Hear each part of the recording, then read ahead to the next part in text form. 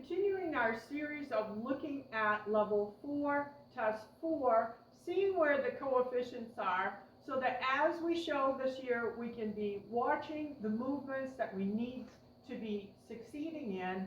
Those double coefficients really affect scoring in these levels. The first two exercises in level 4, test 4, are the half passes right off. The first thing in the test, box 2 and 3, is half pass left and half pass right, which are technically a zigzag. MX, half pass right in the collected jog, and XF, half pass left. This is an amazingly difficult movement for level 4, test 4. Zigzags are not easy, and good half passes, just to begin with, rely on the quality of your forwardness. You need tremendous impulsion and tremendous power forward with suspension in order for the horse to have the thoracic up, rotate the shoulders and thoracic barrel, and have bend in the body while it crosses its legs without slowing or being ground bound or labored. So to begin with, each one of your individual half passes need to be excellent quality, good quality singly. Then when you begin to combine them, as you're going to do in this test, you need the ability to put the horse up to X, half pass to X, and over 2 steps entirely change the bend in 2 steps to go in the other direction in order to truly be half passing from letter MX to letter XF. This takes a lot of rider training and practice.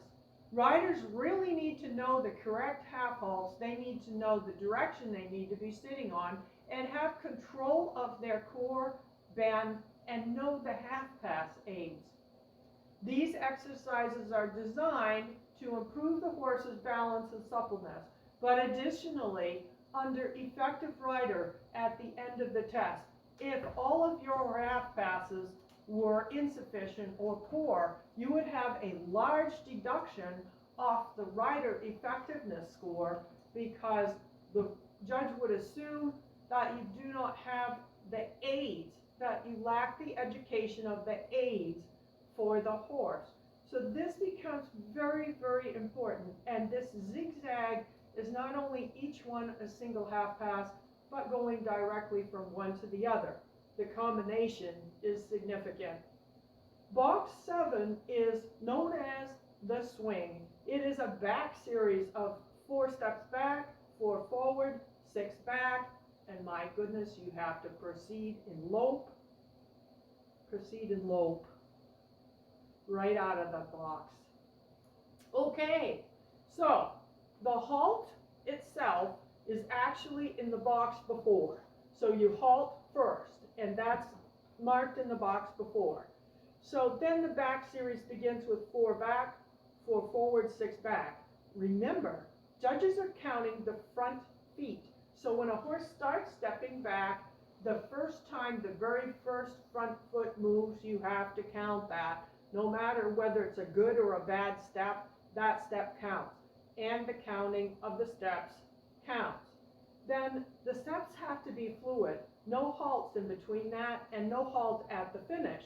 You go back 4, forward 4, and back. And you're going directly from forward to back. There is to be no halts. And the interesting part is they're looking for you to come from that last back right forward into the lope transition, which is extremely, extremely difficult because you're on a diagonal back to a canter depart from backwards. And the canter is an asymmetrical gait.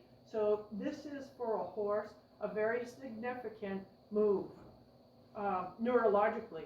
So it's very interesting, difficult to do, requires some practice. And thinking about not going wide behind, that the steps are diagonal. The steps should not drag. The horse needs to not go off the bit. You must never, never have the pull low or the neck dropping while you back. If your horse is in a collected jog and comes up to the halt, when you back up, it should be the same frame or height of the neck that you were in your collected jog for your backing. It's the same.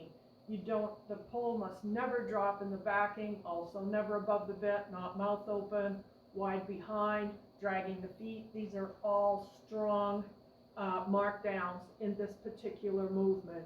So no halts in here and no halt off the back into the lope. That's supposed to be smoothly back, forward, and go. No halting in there, in that back series known as the swing. So then 2 more coefficients. There's a lot of coefficients in level 4. The collected walk itself, after the lengthened lope, back to the collected lope, and you have the transition back to collected walk. So it's a transition plus the quality of the walk. That's a ×2. So you've got the transition from collected lope into collected walk on the bit, round, active, and the walk active, march, tempo with a V, and the half circle of extended walk EB back to collected walk. So taking up the reins is again part of the movement. And the circle itself, they are looking for overtrack. They're looking for the horse to stretch forward and down, but this is not free walk. The horse should be looking for your hand. It should be reaching for connection. It stays in connection lightly with the rider and comes back up onto the reins. It is showing its absolute longest length of stride possible in the walk. And we are looking to see that the riders have the aids to ask for this. Thanks so much. Good luck with level 4, test 4. Hug your horses for me. Until next time, take care. Bye.